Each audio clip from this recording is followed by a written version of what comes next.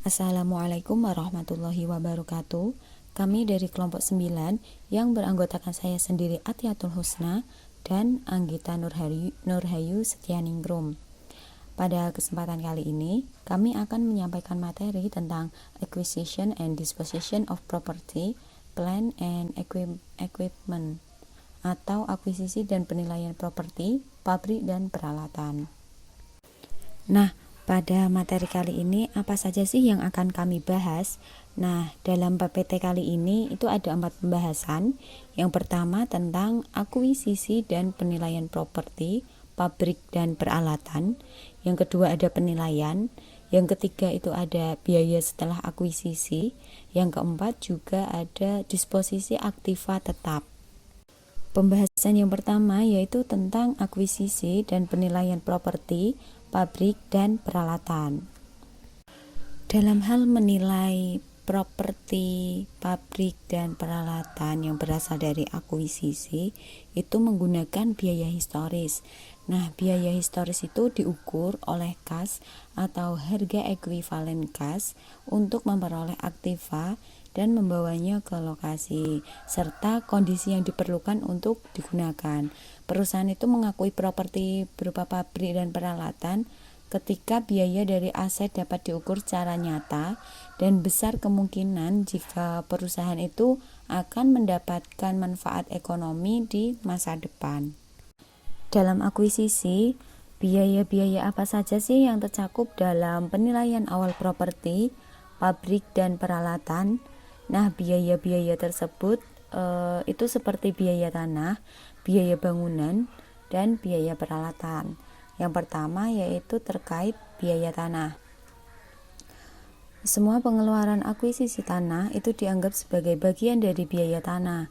Biaya tanah mencakup biaya beli, biaya penutupan yang berupa biaya sertifikat hak milik, honor pengacara, dan honor pencatatan. Selain itu juga ada biaya yang dikeluarkan untuk menyiapkan tanah hingga tanah itu siap untuk digunakan, seperti untuk meratakan, menimbun, mengosongkan, dan membersihkan tanah tersebut.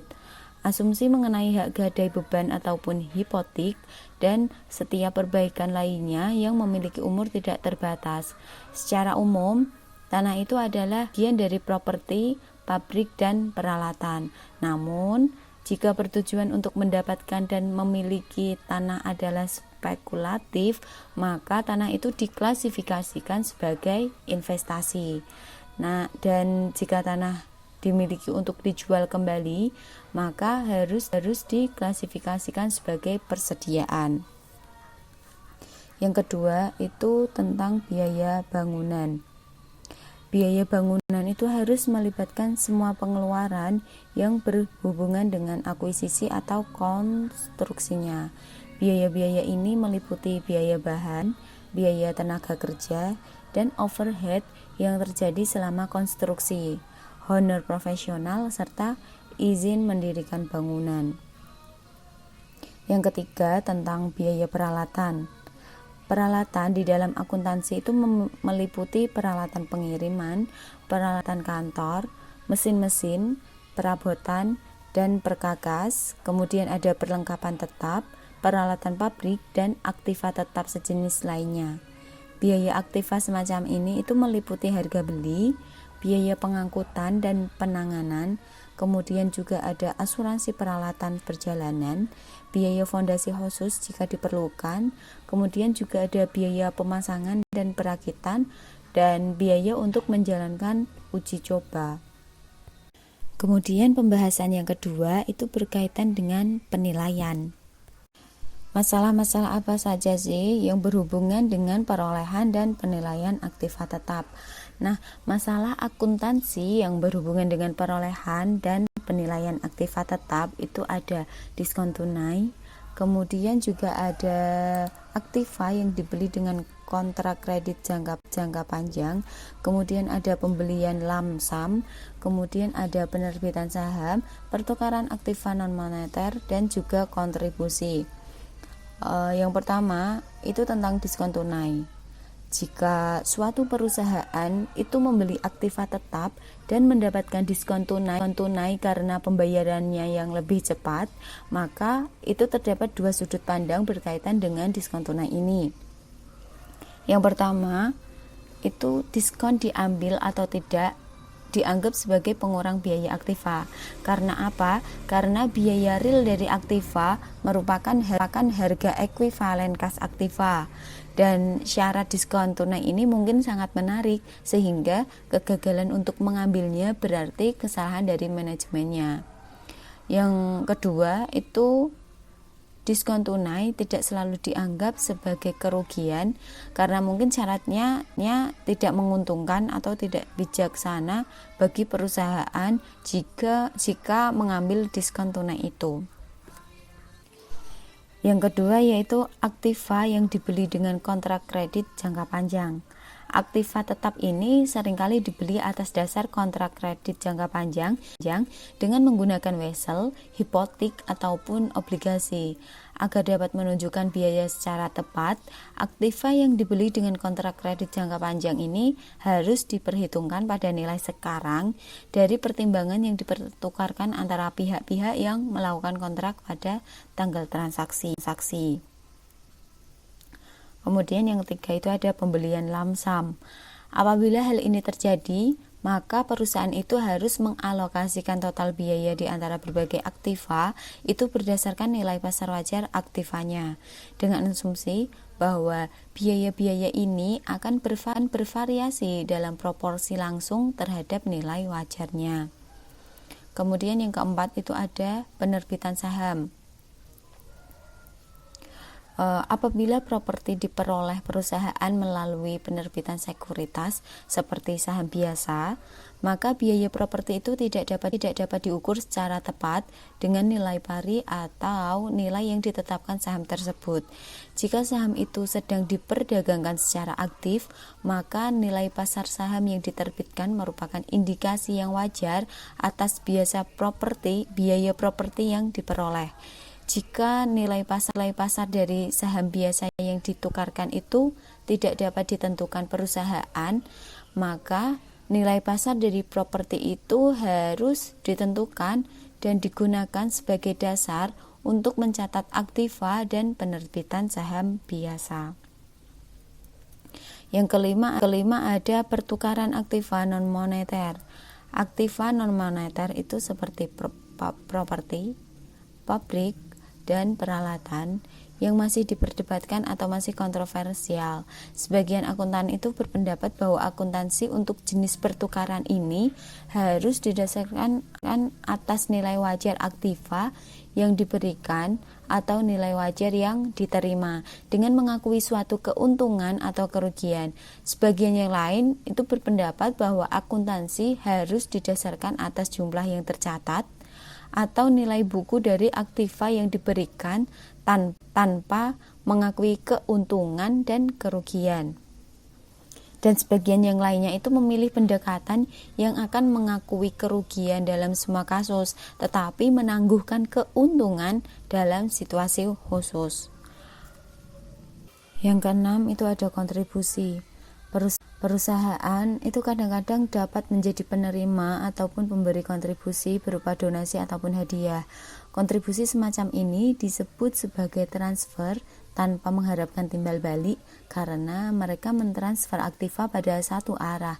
Kontribusi ini selain dapat berupa berbagai jenis aktiva seperti kas, sekuritas, tanah, bangunan ataupun penggunaan fasilitas, tetapi juga dapat berupa penghapusan hutang. Apabila aktiva diperoleh melalui donasi, maka konsep biaya yang ketat menyatakan bahwa penilaian atas aktiva ini harus nol. Namun, penyimpangan dari prinsip biaya ini dapat dibenarkan karena satu-satunya biaya yang dikeluarkan seperti biaya hukum dan pengeluaran lainnya yang lebih kecil bukan merupakan dasar akuntansi yang tepat untuk aktiva yang diperoleh. Dengan tidak mencatat sama sekali, berarti itu mengabaikan realitas ekonomi dari kenaikan kekayaan dan aktiva. Karena itu, nilai wajar harus digunakan untuk menentukan nilainya dalam pembukuan. Pembahasan yang ketiga yaitu tentang biaya setelah akuisisi yang akan dijelaskan oleh Mbak Anggita. Baik, saya akan melanjutkan mengenai biaya setelah akuisisi. Saat aktiva sudah siap untuk digunakan, maka terjadi biaya tambahan yang berkisar dari reparasi biasa hingga penambahan yang signifikan. Secara umum, biaya yang dikeluarkan untuk memperoleh manfaat masa depan yang lebih besar harus dikapitalisasi. Sementara, pengeluarannya hanya ditujukan untuk mempertahankan tingkat pelayanan tertentu harus dianggap sebagai beban. Nah, supaya biaya dapat dikapitalisasi, maka 3 kondisi harus dipenuhi, yaitu yang pertama, umur manfaat aktiva harus meningkat, kedua, kuantitas unit yang diproduksi oleh aktiva harus meningkat, dan yang ketiga, kualitas unit yang diproduksi harus ditingkatkan. Secara umum, terdapat 4 jenis pengeluaran utama yang berkaitan dengan aktiva, yaitu yang pertama penambahan. Setiap penambahan yang terjadi pada aktiva tetap akan dikapitalisasi, karena aktiva baru telah diciptakan. Yang kedua, perbaikan dan penggantian. Perbaikan adalah penggantian aktiva yang sedang digunakan dengan aktiva lain yang lebih baik. Sedangkan penggantian adalah substitusi dari aktiva yang sama. Nah, jika pengeluaran ini meningkatkan potensi pelayanan masa depan dari aktiva, pengeluaran tersebut harus dikapitalisasi. Maka akuntansi yang diberlakukan adalah dengan salah satu dari 3 cara berikut, tergantung pada situasinya. 1. Menggunakan pendekatan substitusi, 2. Mengkapitalisasi biaya baru, dan yang ketiga membebankan ke akumulasi penyusutan. Dan pengeluaran yang ketiga yaitu penyusunan kembali dan pemasangan kembali. Biaya penyusunan kembali dan pemasangan kembali adalah pengeluaran yang ditujukan untuk memberikan manfaat di periode masa depan. Dan pengeluaran yang terakhir yaitu reparasi. Reparasi biasa adalah pengeluaran yang dilakukan untuk mempertahankan aktiva tetap berada dalam kondisi siap operasi. Nah, selanjutnya mengenai perlakuan akuntansi normal untuk pengeluaran yang terjadi di masa setelah akuisisi. Untuk pengeluaran pertama yaitu penambahan, maka perlakuan akuntansi normalnya yaitu mengkapitalisasi biaya penambahan ke akun aktiva. Dan untuk pengeluaran perbaikan dan penggantian, jika nilai tercatat diketahui, maka hilangkan biaya dan akumulasi penyusutan aktiva lama dengan mengakui setiap keuntungan atau kerugian. Kapitalisasi biaya perbaikan atau penggantian. Nah, jika nilai tercatat tidak diketahui, yang pertama, jika umur aktiva diperpanjang, maka debit akumulasi penyusutan untuk biaya perbaikan atau penggantian. Dan kedua, jika kuantitas atau kualitas dari produktivitas aktiva ditingkatkan, maka kapitalisasi biaya perbaikan atau penggantian ke akun aktiva. Untuk pengeluaran yang ketiga yaitu penyusunan kembali dan pemasangan kembali, maka perlakuan akuntansi normalnya ini ada 3. Yang pertama, jika biaya pemasangan awal diketahui, perlakukan biaya penyusunan kembali atau pemasangan kembali sebagai penggantian. Yang kedua, jika biaya pemasangan awal tidak diketahui dan biaya penyusunan kembali atau pemasangan kembali berjumlah material dan bermanfaat pada periode masa depan, maka kapitalisasi sebagai aktiva. Dan yang ketiga, jika biaya pemasangan awal tidak diketahui dan biaya penyusunan kembali atau pemasangan kembali tidak material dan manfaat di masa depan diragukan, maka bebankan biaya ketika terjadi. Nah, untuk pengeluaran yang keempat yaitu reparasi, perlakuan akuntansi normalnya yaitu jika reparasi biasa, maka bebankan biaya reparasi ketika terjadi. Sedangkan untuk reparasi besar, jika layak, perlakukan sebagai penambahan, perbaikan, atau penggantian. Selanjutnya, kita akan membahas mengenai disposisi aktiva tetap. Disposisi aktiva tetap adalah penghentian dalam menggunakan aktiva tetap karena beberapa alasan tertentu. Nah, perusahaan ini dapat menarik aktiva tetap atau melepasnya dengan cara menjual ataupun menukar. Tanpa memperlihatkan waktu pelepasan, penyusutan harus dihitung hingga tanggal disposisi. Setelah itu, semua akun yang berhubungan dengan aktiva yang ditarik harus dihilangkan. Umumnya, nilai buku aktiva tetap tertentu tidak sama dengan nilai pelepasannya. Nah, hal ini menyebabkan adanya keuntungan dan kerugian. Keuntungan dan kerugian ini adalah koreksi laba bersih untuk tahun-tahun di mana aktiva tetap digunakan. Untuk contoh-contoh soal dalam disposisi aktiva tetap bisa dilihat di dalam makalah. Baik, sekian dari kelompok kami. Mohon maaf jika ada kesalahan. Atas perhatiannya, terima kasih. Wassalamualaikum warahmatullahi wabarakatuh.